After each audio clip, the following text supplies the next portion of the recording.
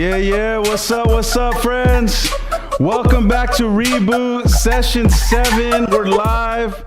I'm excited that you're here. I'm excited for everything that's taking place in our lives through these classes, through this program, and I just want to thank you for tuning in again and staying with us week after week.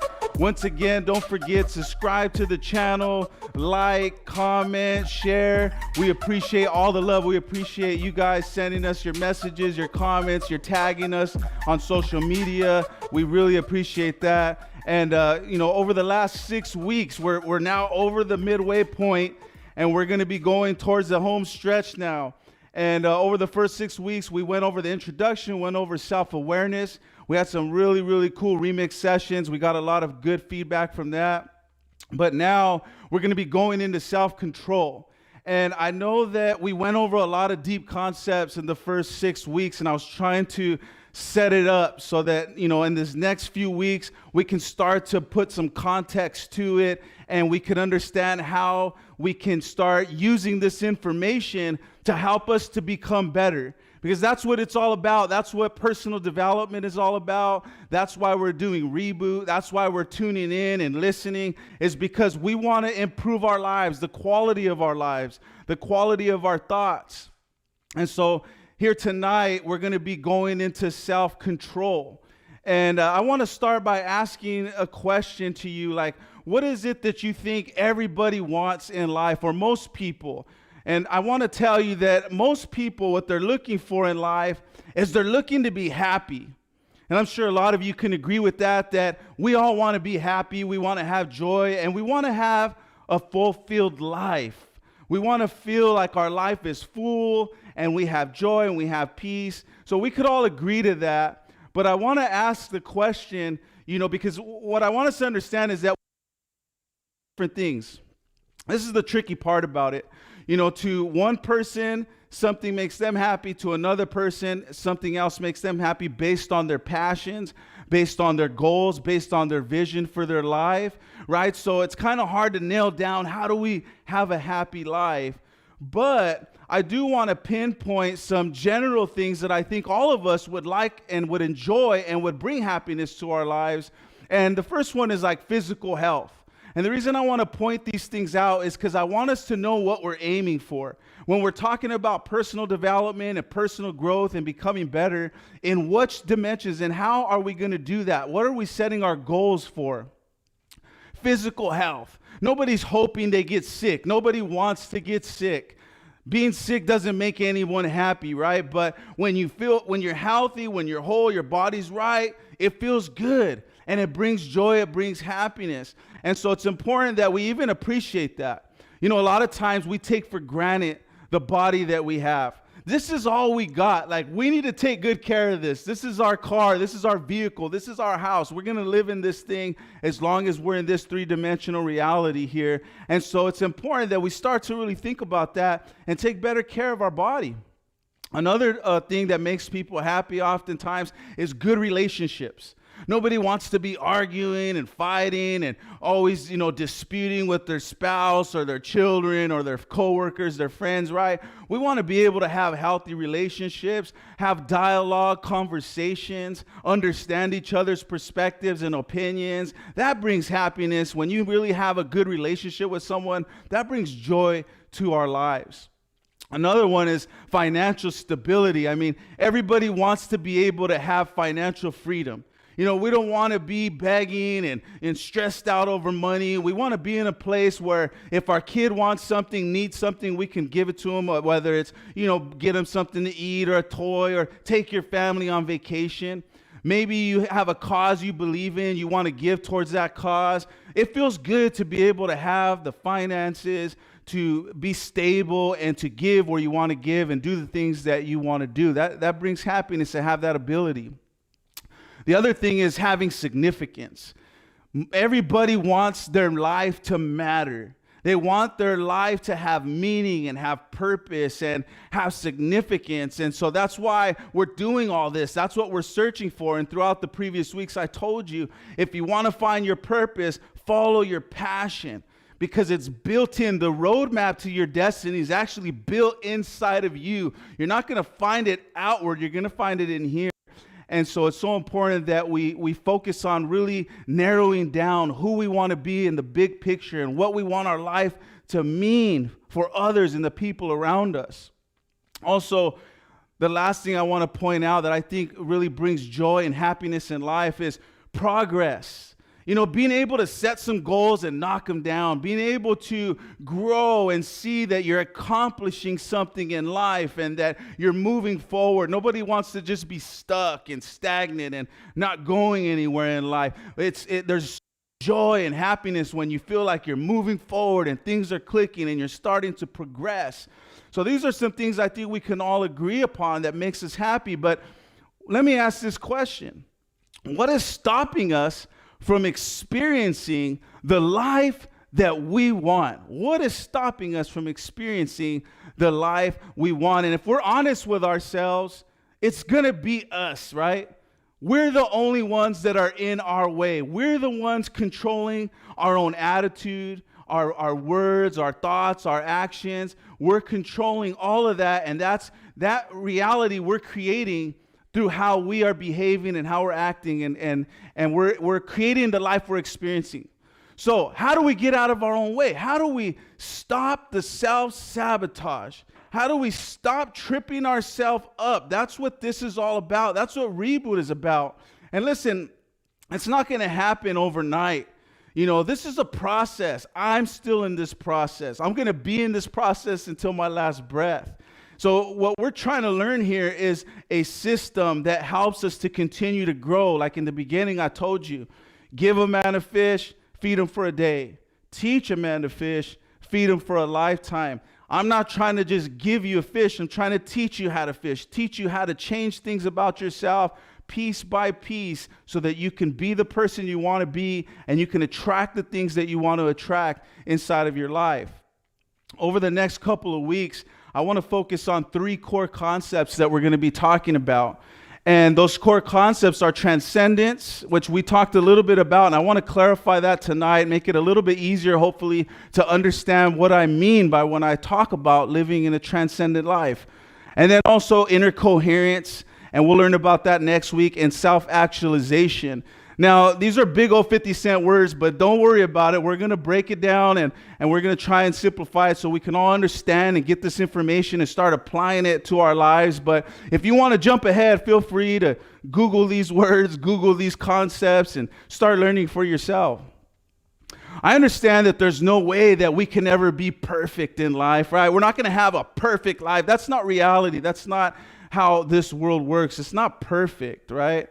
But I like how Vince Lombardi said it. He said, perfection is not attainable, but if we chase perfection, we can catch excellence. And so I want us to understand that we're not going to be perfect, but there's nothing wrong with chasing it. There's nothing wrong with going after what you want out of life, becoming the person you want to be, really working towards that, because as you do that, you're going to become excellent. And when you become excellent, your life begins to improve, the quality of your life. So we want to talk about this concept. I want to make it hopefully a little simpler about living a transcendent life. And I talked to you prior about how there's a war of the soul going on inside of every single one of us. You know this war. You go through it from the moment we wake up till the time we go to sleep. We find ourselves struggling with, what to do with ourselves, and should we do this or should we do that? The right thing, the wrong thing, what's right, what's wrong, all these things that sometimes we have inner turmoil over. And we previously talked about the different perspectives that we see throughout history, the philosophical, right? The psychological, and I just want to snapshot. I'm not going to go deep into this again. You can go back and watch the other videos if you didn't catch it, but I just want you to see the pattern.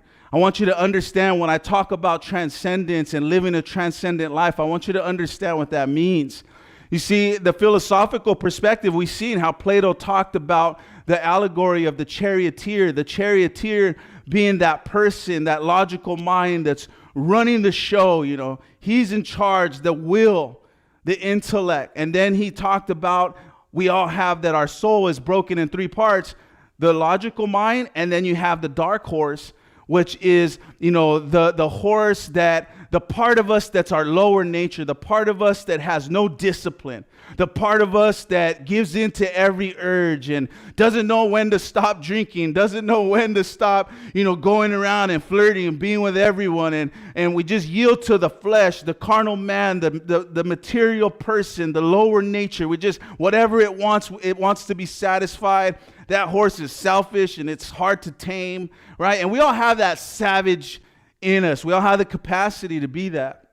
Also, you have the white horse he talked about, which was more of your moral side and your higher nature and, wanting to do the right thing. The white horse was about loyalty, about honor, about respect. And so we see that he talked about how if we can get these horses to fly in line, again, the body, we live with the body. It's not that it's evil, but it untamed and unchecked, it gets away with itself. And if we continue to give ourselves over and choose to do the selfish things, choose the lower part of ourselves, instead of taking the high road, we're going to find ourselves in a lot of trouble. We're going to find ourselves in bad relationships, possibly in trouble with the law. We're going to find our body physically ill because of that. We learned a lot about this, and then we talked about the theological perspective. Again, you see the trend. We see that about the tripart being, body, soul, and spirit. Body, obviously, being the flesh, the carnal man, the lower nature, the soul being the intellect, the seat of your emotions, the power of your will, and then the spiritual part of you, the immaterial part of you, the part of you that connects with God, the Creator. And that part always wants what's best, what's better, love, joy, peace, goodness, kindness, forgiveness. That's what that higher nature is all about. So we see the pattern. And then we went forward and we seen the psychological perspective. And we seen how Sigmund Freud talked about having the id, again, the instincts, that lower, unruly nature, that savagery nature, and then the ego, which is our reasoning, our capacity to reason and have cognitive ability to decide. And then you had the morality, which was the super ego, the better part of us. And so we just see the pattern. That's all I wanted you to see, because when we talk about transcendence, when I'm talking about transcendence, it's about learning to choose the right thing over the wrong thing. For example, if I tell you about living a transcendent life, say someone does you wrong, or you get in a conflict with a family member, and you have a choice. Part of you don't want to forgive. Part of you wants to fight back. Part of you wants to lash out, wants to respond, in a negative way. And that's normal. That's that natural lower nature that you're feeling, that wants to cuss them out or hit them or, do them wrong the way they did you wrong. But then there's that higher nature. As you start to learn this stuff and you start to learn about yourself, you're going to see it happen in real time. You're going to start to catch this stuff. And you're going to see how, but part of you is I know I should, humble myself. I know I should go and talk about it and forgive and let go and not hold a grudge and not keep, keeping this thing between us. So there's the choice. There it is. When I'm talking about living a transcendent life, I'm talking about choosing that higher nature, about living above just mere human instincts, but starting to take command of ourselves and say, you know what, I don't want to be that old person. I want to be exceptional. I want to be different. I want to be not average, not just like everyone, but I want to rise above that, and I want to give myself to my higher nature. This is what Plato was talking about. This is what the Apostle Paul was talking about. They're talking about living in a supernatural way, living in a way that's not just catering to the bad side of us, the lower nature. You see, every one of us have the capacity to operate in the state of being tapped in to your higher self. I want you to understand, this isn't just for a select few. It's not monopoly. It's not where only this certain amount of people have the ability to access their highest nature or be a good person or start a business or, have a good marriage or, raise good children. All of these things, any one of us can do. We all have the capacity to do this. So it's important we understand that, and we make a decision, a conscious choice each day when these things arise to stop giving ourselves and living from our base self, our lower nature, and to start giving ourselves and deciding to choose our best self, our highest nature, and that's living a transcendent life. And it's so important we do that because you were meant for more. There's so much potential inside of you that is untapped. It's like if you have this big old mansion you own, but you only go in one room and you never leave that bedroom. You have all this mansion, all this that you can go mess with, and you hang out and do these things, but you never touch it. Well, that's what's happening to us. We have this great capacity and this ability to build the life of our dreams, to be who we want to be. But we find ourselves just staying stuck in that little room and just being satisfied. And I think a lot of times it's because we feel unworthy. We feel like, man, I don't deserve it. I've made mistakes. I've messed up. Well, hey, join the club. Who hasn't made mistakes? Who hasn't messed up? What makes one person more worthy than another? All of us have made mistakes. All of us have messed up. But you are worthy. You deserve to have a better life. You deserve to have a good, healthy relationship. But it starts with you working on you. It starts with you becoming whole and becoming better yourself, and then that starts to rub off on the world around you. So let's go now to a practical. I want to bring it a little bit more practical. How do we live in transcendence? Like, what could we do to start to shift ourselves to live this kind of life? Let's look at what the Apostle Paul says. And we've seen this earlier, but I want to bring it out again because there's a huge key here. Those that live according to the flesh have their minds set on the things that the flesh desires. But those who live according to the Spirit, the higher nature, have their minds set on what the Spirit desires. So when you're focusing on the good, when you're focusing and keeping your mind on what's positive instead of what's negative, and on love instead of hate, on forgiveness instead of bitterness, and you focus on the good part of life, that's what starts to flow out, because that's where you're focusing on. That's where your mind's at. And so that's a very important key for us. And now let's go ahead and take this, an old Cherokee chief. He was teaching his grandson about life. And this is what he said. He said, "A fight is going on inside of me." He said to the boy, "It is a terrible fight, and it is between two wolves. One is evil. He has anger, envy, sorrow, regret, greed, arrogance, self-pity, guilt, resentment, inferiority, lies, false pride, superiority, self-doubt, and ego. The other is good. He is joy, peace, love, hope, serenity, humility, kindness, benevolence, empathy, generosity, truth, compassion, and faith." The same fight is going on inside of you and inside of every other person too. The grandson then asked his grandfather, "Which wolf will win?" The old chief simply replied, "The one you feed." The one you feed. It's important to understand that whatever we feed is what's going to grow inside of our lives. If we're constantly feeding ourselves junk in, junk out. And if you don't believe that yet, let's see what everyone else says. Look at Buddha. Buddha says, "We are shaped by our thoughts. We become what we think. When the mind is pure, joy follows like a shadow that never leaves." So when your mind is on good things and right things and pure things, then joy fills you up and it follows you everywhere like your shadow, what he says. And let's look at Earl Nightingale. He's an amazing personal development speaker. You could look him up on YouTube. He has a great video called "The Strangest Secret in the World."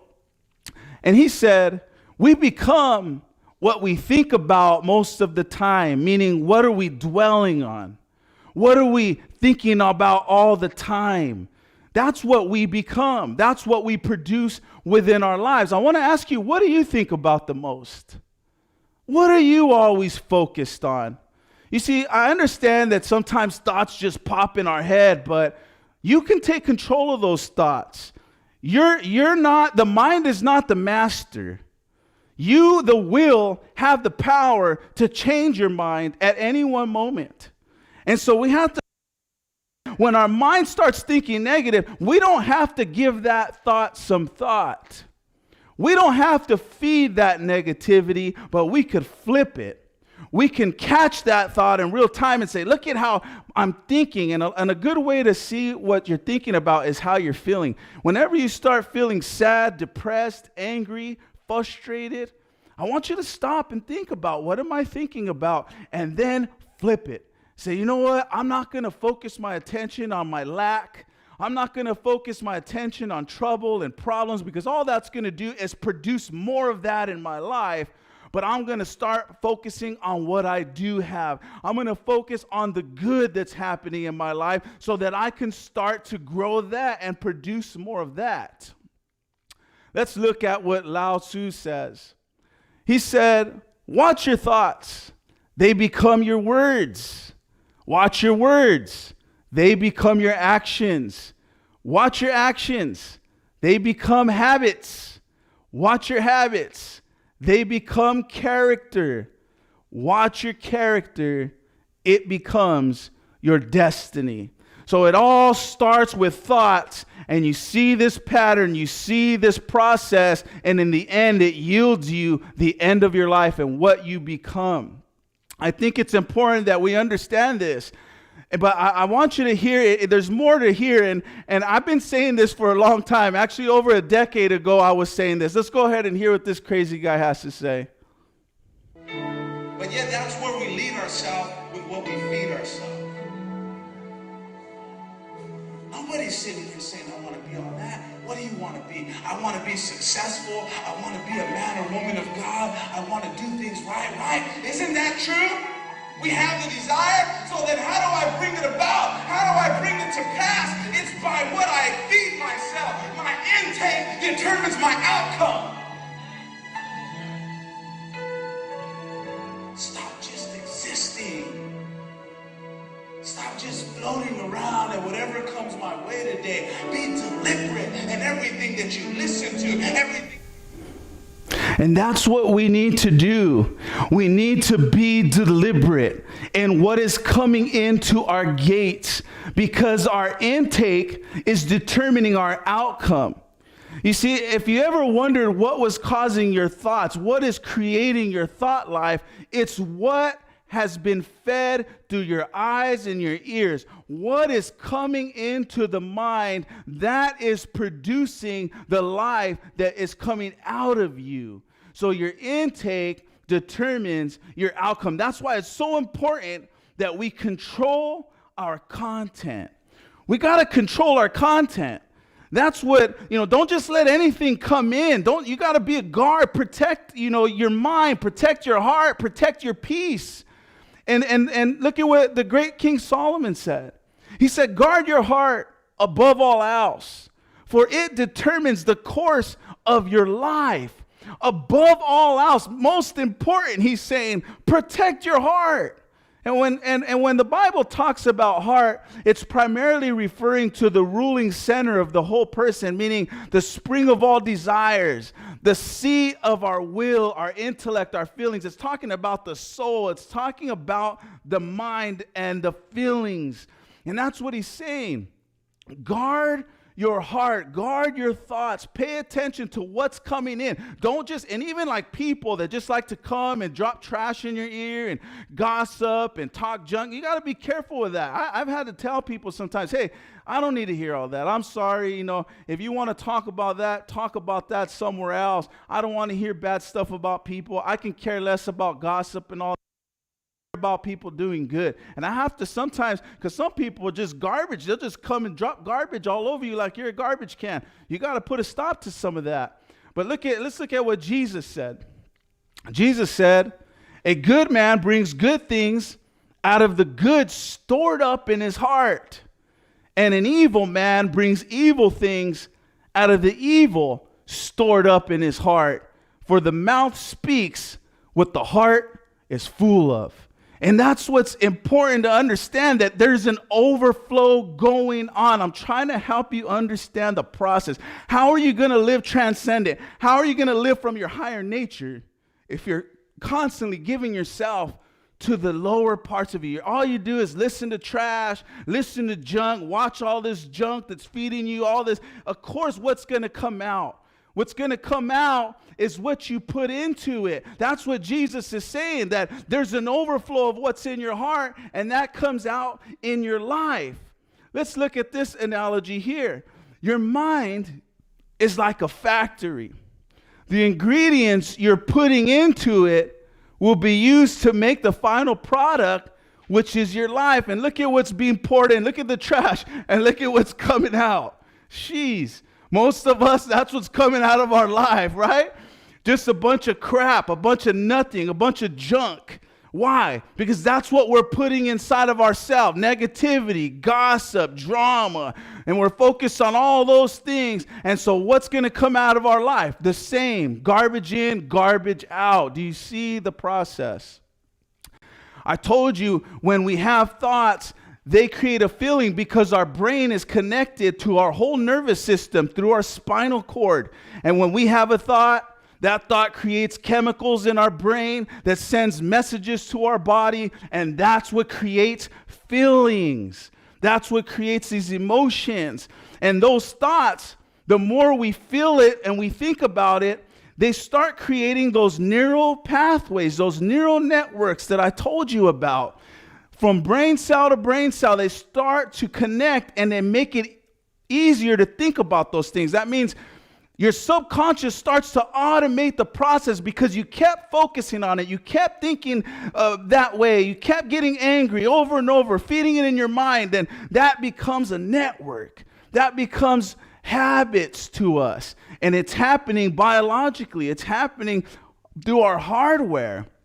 And that becomes those subconscious programs that we're talking about, those subconscious beliefs, those attitudes, those patterns of thought that we have that we don't even realize. The 95% of us that's actually running every day, which is the subconscious, that thing takes over in your life, and there you go, the same programs over and over. So we have to change the way this works. And we want to change our personality. Dispenza says. He says our personality is creating our personal reality. And this is true because your personality is how you're interacting with the world around you. That is what's determining how the world is interacting with you. So your personality truly is creating your personal reality. And this is why, if we want our world to change, if we want our life to change, we have to change from the inside. We have to start to imagine a new version of ourselves. We have to be ready to scrap the old. And now it is time to reinvent ourselves again. It's time to go back to the drawing board, to start crumbling up some old things and throwing them out the window. And this isn't going to be easy, but it's definitely going to be worth it. You see, you can't become who you want to be because you're too attached to who you've been. Oftentimes, we're trying to change, but there we are struggling to let go of the old narrative. No, but I'm this. But this is who I am, and this is why I'm this way, and this is why I act this way. And we go back and we use excuses to excuse ourselves for being a mean person or a mad person or a sad person, all this, right? And we're carrying and we're holding on to that baggage. And next week, we're going to talk more about how to be healed from that and how to move on. But today, I want to focus again on you looking at the bigger picture for yourself. I want us to understand how to do this. Again, you got to have a big vision for you. At the end of your life, what do you want to be known as? What do you want to accomplish? How do you want your kids to talk about you, to view you, your grandchildren? What is the end game for you. You need to start thinking about this. Listen, life goes fast. Start thinking now, what do I want to be? What do I want to build 5 years from now, 10 years from now, 20 years from now? If I'm still breathing, what do I want to be known as? What do I want to accomplish in my life? And when you have that big picture, then you start breaking that vision down into small chunks, little achievable goals. You have long-term goals, and then you have short-term goals, and you start going after it and attacking that agenda and attacking that list. But you got to start where you're at. And that's why self-awareness was first, because we got to know where we're at. Like, what do I need to fix? What's wrong with me? I know some of you actually did the homework and went and asked people what they thought about you, your family, your friends. And I'm sure you're shocked at some of the stuff that you learned about yourself, but that's part of the process. Don't be afraid. Don't run away. Don't get angry with the process. Understand that it's going to make you better. So I want us to start discovering where we're at so that we can create a plan to get to where we want to go and start establishing some real goals. In week 1, I asked you to write your goals down. I don't know how many of you actually did. I honestly think a lot of you did not do it, because when I do talk to people, oftentimes I tell them, they're like, oh, I didn't do it. Why do I want you to write your goals down? Why is it so important? I want you to understand what it does for you. Number 1, it's a reminder of our conscious mind, for our conscious mind. So in other words, again, only 5% of your thoughts are conscious. 95% is subconscious. They're automatic. And so when you write your goals down and you put them by your bed, you put them on your wall, you put them on your mirror, you put them on your computer, you put them on your phone, what happens every time you see that? It's a point of reference that you wake yourself up from that subconscious program running, and you go, oh man, look, there it is. I remember I'm not going to be that. I'm not going to do that. I'm going here. I'm going after this. And you start to make your conscious mind continue to be alert and aware of where you're going. The other thing that it does that's important is it directs the subconscious. So as you start to feed that in the conscious mind, you keep bringing it up, what it does is the subconscious starts to help you with it by automating it, and it does something really cool. And I want you to understand this. It activates something called the RAS. Okay? The RAS stands for the reticular activating system. This is a group of neurons, or like brain cells, thinking cells, that are in your brainstem. They are like a filter, right? So your senses, like right now, is it hot? Is it cold? What does it smell like? What can you hear? I'm sure that if you were to stop listening to me right now, you would hear other things that are happening, right? You might hear the refrigerator, you might hear a dog, you might hear music playing somewhere. There's other things happening. Imagine if all of the sensory data that's coming into all your senses was constantly coming to the surface of your conscious mind. You couldn't handle that. We would overload. We can't handle all that there is to take in at any moment. So what the RAS does is it stops all of that, and it only allows to the conscious mind what we want to focus on. Now, this is powerful, because when you have a vision that is clear and you write goals that are clear and you start to program yourself with those goals, the RAS starts to allow things to come to surface of your mind that previously were unseen and that you were unaware of. I'll give you an example. When I was younger, I had a landscaping company. And I started this landscaping company. Now, prior to doing that, I never cared about no one's yard. I never paid attention to weeds or trees that needed to be trimmed and cut. But all of a sudden, now that I had a landscaping company, boom, every yard I passed, they need their grass cut. That tree needs to get cut down. We need to fix this, fix that. Why? Because my RAS started allowing more opening me up to more data that was relevant to what I was doing. Then I ended up selling that, and I started a mobile detail company. And all of a sudden now every car I seen was dirty. I'm like, man, all these dirty cars. And I'm walking up to people's cars and, hey, you got water spots. We can take that out for you. We can clean your rugs over here. All of a sudden now, all of this was standing out. It's like, have you ever got a new car and then you see it everywhere? Why? Because now that is relevant to you. That was always there. That same red car, that same, blue car, it was always there. But you didn't notice it because it wasn't relevant to you. What am I telling you? When you write your goals down, when you get clear about your vision, when you get clear about what you want, literally your subconscious begins to support that, and the RAS starts to let information up to the conscious mind. There are answers around you that you need. There are solutions to your problems, and they're all around you. But the problem is that you're not focusing on what you want. If you're not writing down your goals, then you're not allowing this ability that you have to work for you. It's so important that we write down our goals for this reason. Now, the other thing that our goals do is it keeps us accountable to ourselves. It keeps us accountable to ourselves. This is important because once you write it down and you have it, now it's like, I got to do this. Every day you're looking at it and there's an accountability between you and you, at least, even if you don't share with no one else, you got an accountability to yourself. This is one of the best ways to build self-esteem. You know how to build self-esteem? I'm going to tell you the quickest way to build self-esteem is keep your promises to yourself. How many times do we say we're going to do something and then we end up not doing it? The beginning of the year, what is it called? Resolutions. I got resolutions and I'm going to do this, and by summertime, this is going to happen.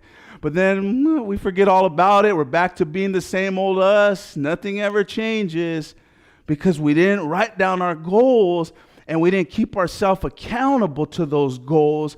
And so it's important that because when you do that and you start reaching the goals, like I'm going to do this, I'm going to sign up for school, I'm going to get my real estate license, I'm going to get my business license, I'm going to, whatever it is that you want to do, I'm going to save this amount of money, I'm going to get in shape, I'm going to, get healthy, I'm going to stop drinking alcohol, or, if you're addicted to drugs or liquor, and it's destroying you, and you say, I don't want this anymore. Write it down. That's how I changed. I started writing it down. I'm not an alcoholic no more. I'm not going to be this. I'm not going to do this anymore. And it kept me accountable. And when I started actually reaching these goals and keeping my promise to myself, that's when there's you feel better about yourself. That's when you start to build your self-esteem and you're like, hey, I'm actually going somewhere with this. I'm actually growing. I'm actually doing what I'm saying I'm going to do. And that gives you confidence to start reaching higher and for more higher things in your life. This is so important that we do this. So I want you to understand, what is your vision for yourself? But then we got to break that down into small chunks. Let's look at Lao Tzu, what he said here. He said, a journey of 1,000 miles begins with one step, right? A journey of 1,000 miles begins with one step. It's important that you understand, because I have big vision, big goals. I do. I know I can't become that overnight. I understand that. I got to take it in little chunks, right? So that's what we're going to have to do. We're going to have to take it apart in little pieces, one step at a time, one foot in front of the other. That's how this works. So it's important to start to look at yourself and say, what do I want to change first about myself? What is the most important thing I can change about me? What is the most important area that I need to improve? Maybe it's the way I talk to my kids. Maybe it's the way I conversate with my spouse. Maybe it's the way I treat my coworkers. Maybe it's having a bad attitude. Whatever it is, maybe it's giving up, drugs or alcohol, or leaving a certain group of friends that you know is dragging you down, it's pulling you down. Whatever it is, you got to start to pick those little things and say, how am I going to start to attack this piece by piece so that I can become what I want to become? It's all a choice. One choice that leads to another choice. Now let's look at this character, and I'm almost finished here for tonight. But let's look at this character index scale. And I created this just to help you understand something.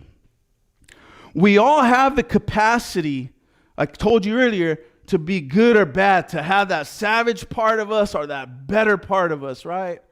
So I wanted you to see that there's a scale. Like, okay, you ever met someone that you said, oh, they're a liar? You ever met a liar?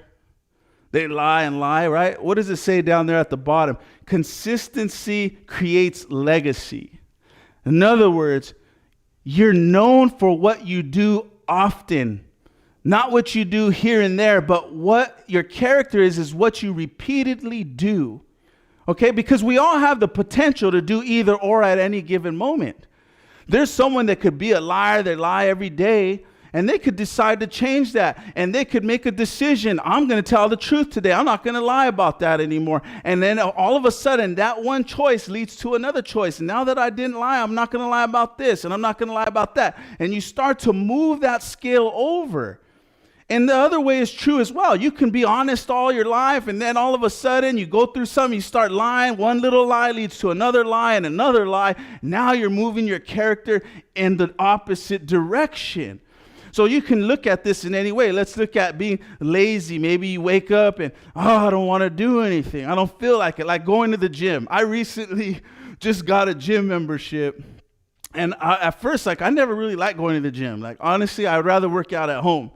But I was like, no, I need motivation, so I'm going to get a gym membership. And at first, it's like, I don't feel like it. But then I made a choice. Like, no, I'm paying for the gym membership. I'm going to go to the gym, right? So there I am working out. And I'm like, wow, this feels good. This is amazing, right? So then the next day, I'm like, I got to go back to the gym. What am I doing? One choice after another, I'm changing my character. I'm changing my habits. I'm changing my patterns so that I can be more healthy. And you can go back to look at pride or humility. It's a choice you make today. Am I going to be proud? Am I going to be not listen to nobody? Or am I going to humble myself and be open-minded and listen to other people and be a humble person? These are all decisions that every one of us can make at any given moment.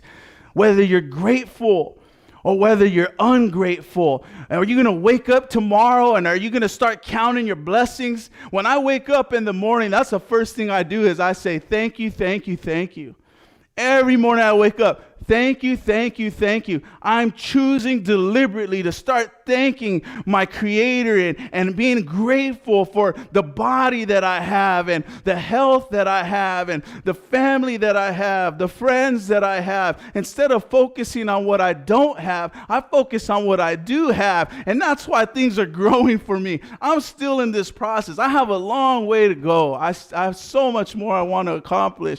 But I'm just trying to help you understand things that I'm applying in my own life every day. This way you can do that. So as we get ready to close it up here, I just want to leave you with this. And this is your challenge for this week. Your challenge is to find your triggers and get rid of them. So whatever that thing is that you want to do in your life, say you want to quit drinking alcohol. Say you've been struggling with alcoholism. And I've been there. And when you're an alcoholic, a true alcoholic, I mean, you have shot glasses in your drawer, in your car, in everywhere, under the seats, in the cupboards. You got, right? You're always prepared. You have things set up around you to feed into that addiction. If you're addicted to drugs, right? Or say, the liquor store, you always go by that same route. I remember when I was that way, I would subconsciously drive to the liquor store. Like, I wasn't even going to the liquor store. I was supposed to go get gas. And there I am pulling into the liquor store. Like, how did I even get here? right? And so what I had to do is I had to start getting rid of my triggers. That might mean some of you might have to drive a different direction to work or home from work. Maybe you got to take a few blocks over so you don't pass the donut shop because you want to lose weight. Maybe you got to throw out some things, paraphernalia. I remember when I stopped doing meth when I was young, I broke my glass pipe. You know, you throw away the cigarettes, you know, you throw away your lighters. You start eliminating the triggers that are keeping you in this addiction, and that's what I want you to do. Listen, Tony Robbins, he's quoted often for saying this: if you want to take the island, you have to burn the boats. If you want to take the island, you have to burn the boats. And what he's talking about, burning these boats, is a concept in which you leave no other option for yourself and in context to do something that you would like to achieve. What do you want to achieve? You want to be a better spouse? You want to be a better parent? You want to stop drinking? You want to stop doing drugs? What is it? You want to build your business? Sometimes you got to burn your boats. You see, what he's talking about is in 1519, there was a captain named Hernan Cortez, and he landed the Veracruz to begin his great conquest. Upon arriving there in Mexico, he reportedly gave an order to his men to burn the ships that they arrived on the shore in.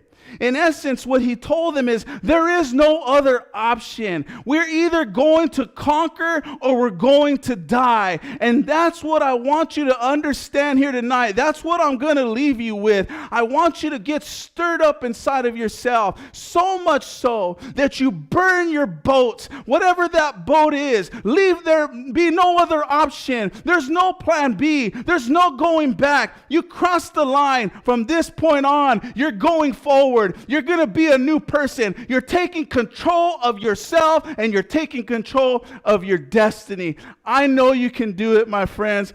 If I can do it, you can do it. All of us are capable of this. This week, I want you to burn your boats. Thank you for tuning in to Reboot tonight. Come back next week, and we're going to get deeper about emotional healing, and we're going to talk about meditation. I can't wait to see you again next week. Love you all.